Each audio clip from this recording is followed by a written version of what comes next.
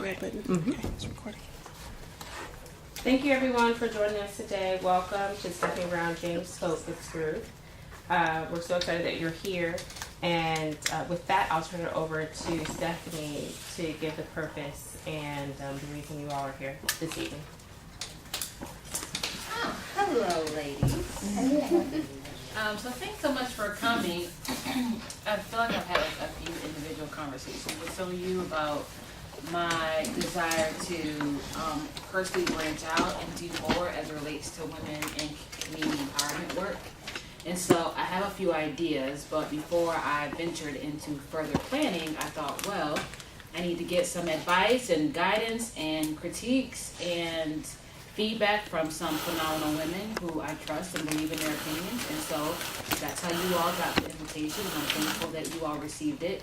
Because I do want to know what you think as it relates to the current landscape on current training opportunities for personal and professional development, specifically for Black women, or really for women.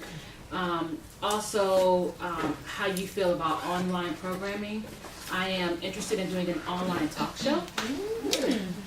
Yes. So I want to get your thoughts about that whole concept, what you would like to see, what you don't see enough of, what you see too much of, what may be missing in the in this space.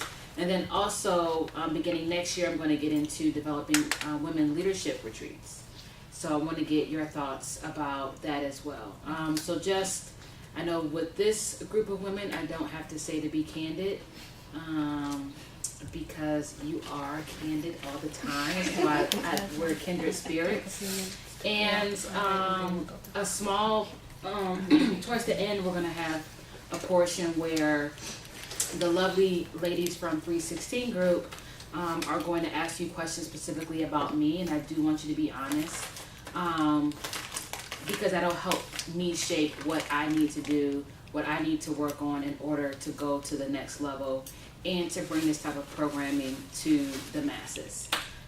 So the surveys, if you can start to complete those, Etta and Tanya will go through the agenda and will lead the discussion, and some of the questions that are on the survey we will discuss as well. So this should hopefully just kind of get your opinions flowing and help to lead us into the conversation. So that is about it. So I really thank you all so much, because I truly value your opinion. So thank you, ladies, for coming. And please drink some of this wine. You didn't open the door. I was thinking, like, you know what? I'm gonna take this back to the store, this back to the store. It's like, man, you opened all the bottles. So somebody's taking home some wine today, but it's not. It's me. Someday. What's the longest timeline? Not even after birth. You can have a 4-ounce flat. Oh, after birth is possible. You gotta be able to go to Germany.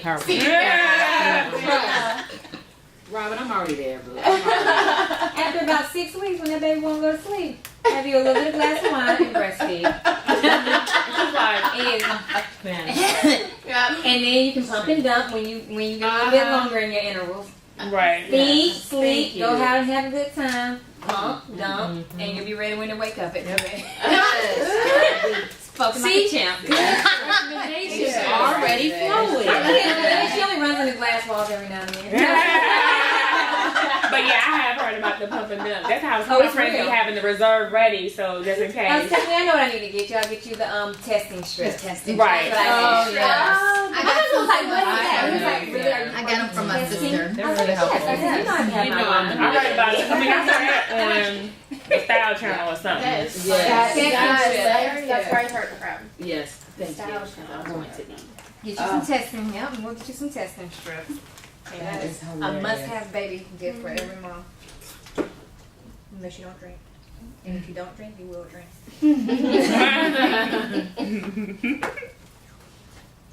So we'll just take a few minutes to fill out the survey, and then we'll start the group discussion.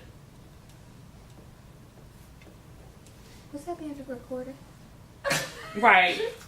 CDC gonna be like, let me have your job. I'll take the service. Do you want to discuss all that? Yeah. So we are recording. It's not. Is it recording right now? No, it's not recording right now. But we're recording so we can get all the information for Stephanie, and she can best use it as she, moves forward and decides what to do. So, if you aren't comfortable being recorded, it's just for her. It's just for her viewing pleasure. No one else. I will not be sharing it anywhere, I promise. I did not get my baby drunk when she was 2 months.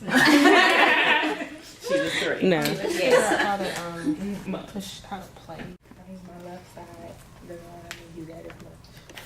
My left brain. Well, like the creative people on the right side, so they just like the same background. If it's but interesting. Right, it's interesting. You can tell it's sincere. It is like true to them. They're, basically letting their own soul out to you and sharing it with you. Then you're like, oh, we're close now. Mm-hmm. Which I think you do a good job at giving personal examples. I'm like, I know. You gotta make it You gotta get vulnerable. I'm like, I think for me. No. You gotta lie to your mama. Your mom being an educator doesn't even when your mom was talking about, just the little stuff that you guys say, just like the educator thing works too. Because everybody mom done taught them something. Yeah. I think I'm kind of a bang for your buck kind of girl. Yeah. So I tend to like when I go to certain things, if there's a panel afterwards, because then I'm like, okay, I got your opinion, I got her opinion, I got another reference from here, so I can pull a little bit from I think everyone. And to me, that's very kind of attractive in a sense, as well as the notoriety of the person or where they're coming from as well. Mm-hmm. So I think when paying for something, if I know that there are going to be panel discussions or an opportunity for group interactions, I'm kind of like, okay, yeah, because I'm going to get something versus just sitting in my seat, taking my notes, and then walking out the door. Right. Yeah. Absolutely. Yeah, different perspectives are always good for me. Yeah, I would definitely the caliber of the speaker. Sometimes I'm on the fence about the panel. I'm sometimes on the fence about the panels just because how people tend to overtalk each other and or not answer the question that was asked.